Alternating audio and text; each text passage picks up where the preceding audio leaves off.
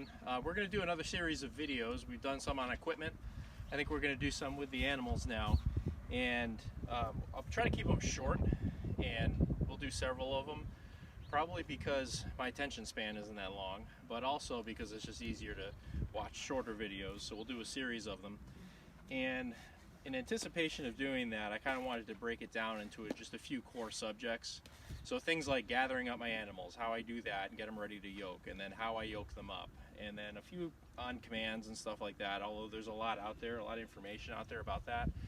And then maybe some things about some of the different ways that I drive them compared to maybe someone else, and also things like hitching to a cart or other type of implement stuff. But I don't necessarily think that there's a right way and a wrong way of doing things. Sometimes there's a safe and unsafe way, and we'll probably talk about that. But I'm going to show you the way that I do it, and then if somebody does it different, that's great. As long as you get the result that you want, that's what's important. The other thing that I wanted to bring up really quick was kind of when you see how I drive, kind of my emphasis on things is driving with a purpose. Like, there should be a purpose to everything that you're doing, and you should do it precisely.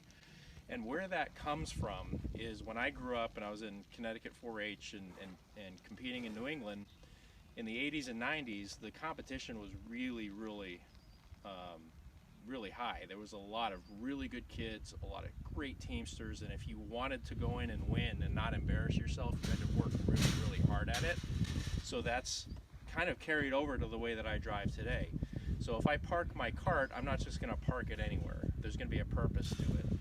So for those of you who are watching, especially the youngsters who are maybe competing, hopefully you can pick some stuff up with that as well. I'm going to focus on that some. So for those of you youngsters who are competing or might be a little bit more experienced, and then for new people too, we'll talk about some things that I think will make your life easier when it comes to training animals, because the theme, one of the top themes through all of this, is going to be trust. You've got to build trust with your animals, and you're doing that from the time you get them when they're calves all the way through the entire time that you have them.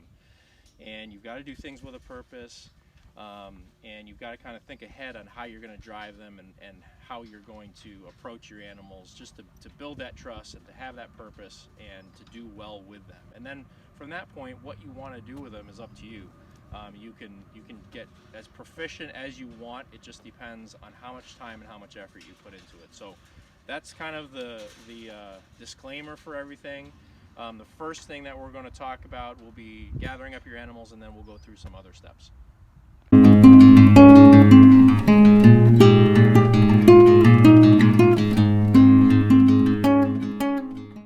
So we're going to start right from the beginning. These guys are 2.5-year-old line backs. Digger is my off one, that's Digger, and then Dozer is my near one. I like them. They do what I want them to do. They're a good team. If you look at them close, they're not matched well. And there's a size difference between them.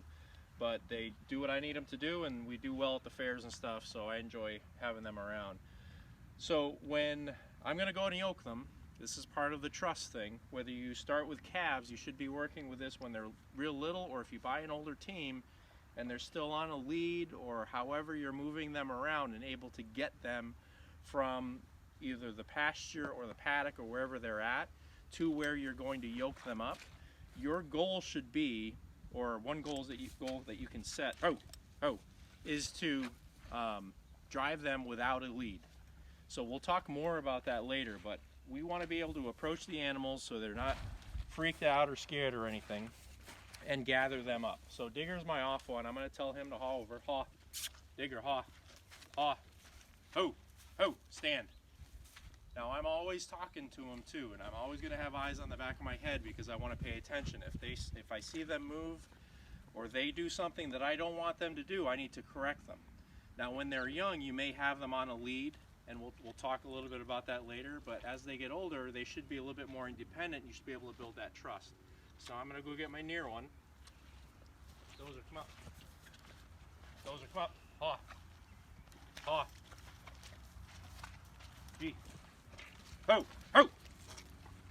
All right, and I'm going to line them up in the right position.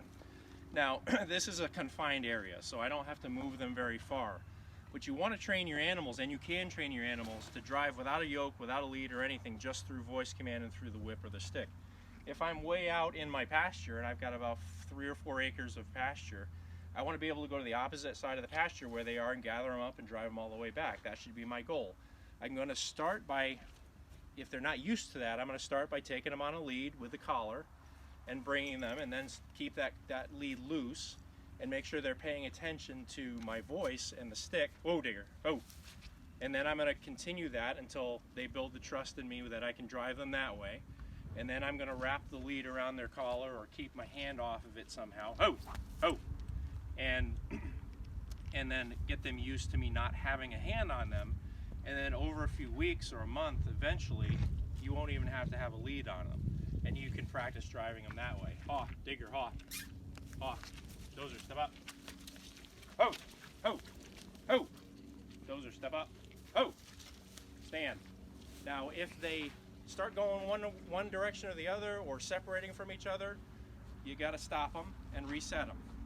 And that's what'll happen when you start walking them long distances without a lead, is they'll start having a tendency to kind of separate from one another. So you just have to stop them and reset them. And you may only be able to go 4 feet at a time. And then the next day you'll be able to go 6 feet at a time, and then 10 feet at a time. But by stopping them and resetting them and going again, ho, ho, and paying attention to how they're acting and what they're doing, you'll be able to drive them that way. So even if we wanted to make a turn, haw, Digger, Dozer, haw, Digger, step up, haw, haw, Digger, haw around, haw, haw, haw, ho, ho. Okay, I want to make sure they're listening to me, that the main method of commanding them is through the voice. Secondary is the whip or the stick. And because I'm using a whip, I'm able to kind of get their attention just by twirling it around. That's why I like the whip a lot better, and plus I can extend my arm out a lot further than with a stick. So you also have to pick a place, especially when they're younger, consistently where you'll yoke them up all the time, and then as they get used to that and they build trust in you there, you can move them around and yoke them in different spots. So we'll bring them up here. It's muddy everywhere, but we'll bring them up here where it's a little drier. Haw. Digger, haw. Come up. Haw. Digger, haw. Come up. Come up. Ho. Ho. And this is where I'll yoke them. So in the next video, I'll show you kind of how I yoke them, and then we'll go through a couple of the other commands. But practice starting with a lead when they're young. As they get older, let go of that lead.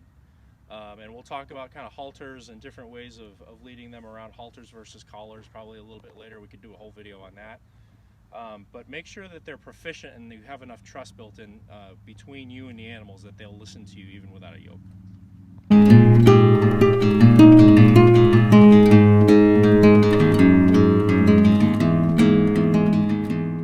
So now I'm going to go over yoking, which obviously there's a lot of information out there on yoking. But to me, there's some easy ways of doing things, and I'm going to show you that. So what I've done is I brought my animals up to where I yoke them. I don't have them on a lead or anything, so you may have to tie yours up. But hopefully, you know, if you want to be really proficient, your goal will be just to be able to walk them up and have them stand. Now, that's the same thing as what we talked about when we were driving them without a yoke or without a lead. I'm going to try this first with an animal that's new to it by tying them up, and then I'm going to yoke them just to get them used to the process. And then eventually I'm going to set them up there as long as I have some trust in them that they're not going to move too much, and I'm not going to tie them up.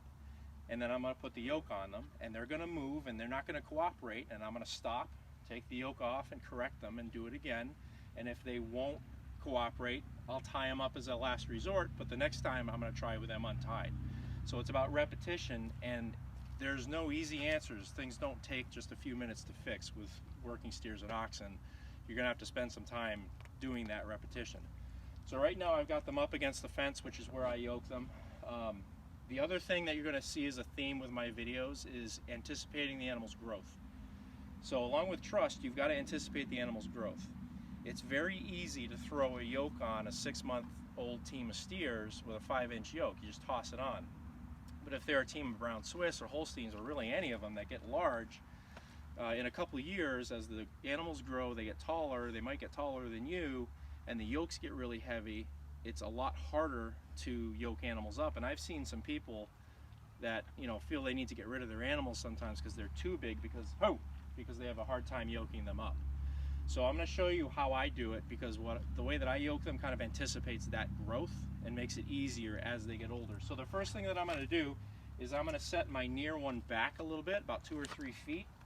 So dozer, back up, dozer, back, dozer, back, back, back, dozer, back up, back. And that's another reason why I like the whip compared to a stick. I just have to twirl this in front of his legs and not even hit him. You'll see a lot of animals, when you try to back them up, they start throwing their heads up if you're driving them with a stick. And that's because they're worried about the stick hitting their knees instead of the command. And you always want them to pay attention to the voice command and not necessarily the stick or the whip. That's secondary. So I've got him offset.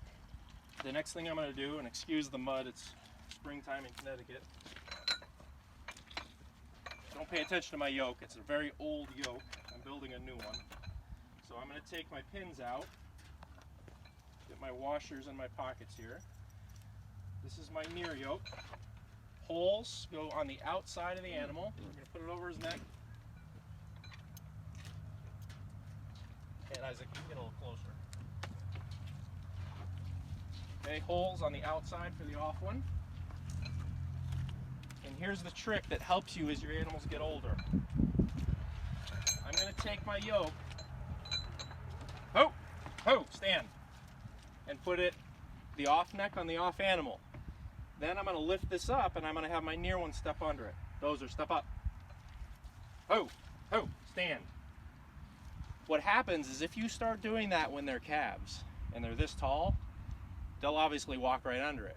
As they slowly grow and the yokes slowly get bigger, they'll start lowering that near one will start lowering his head under that yoke, and you won't have to lift it up more than this. And it's very, very easy, as long as you can get the off neck on the off yoke, on the off steer, to lift the near side of the yoke up and have him step under it. Okay, so what we'll do next is, because I've got my holes on the outside, I'm going to flip it over, put the near bow in, put my washer and my pin. Okay, and then we're going to walk to the offside. Now this is where, when you start doing this, when they're not on leads tied up, your off one might back up, they might move. You might see the yoke starting to drop and you've got to stop them. Again, stay calm, fix the situation, try it a couple times, and if you need to tie them up, then tie them up. Okay, flip the yoke over, holes are, or the bow over, holes are on the inside. Washer and pin, and we're good. Okay, your animals will not stay still like that if you're just starting to train them. So again, you've got to tie them up and then progressively get to this point where they trust you. But it's worth the time and effort that you put into it. Now, once we have them yoked up, I don't care whether it's a halter or a collar. If you have something on them, take it off. Collars, obviously, you want to take off, because if we're pulling anything with the yoke, you don't want the collar between the yoke and their neck. Okay? And now we're ready to go. I would also say the same thing with halters. As long as you've got that trust built in your animals where you don't think you need a halter, take it off of them. Because you have a tendency, if they don't do what you want to do, to grab the halter. And what you're training your animals to do at that point is to listen to or to pay attention to the halter as a command, and they won't listen to your voice or what you're doing with the whip or the stick. So we'll talk more about that later, but that's essentially how you yoke them, and we'll talk after about how you unyoke them.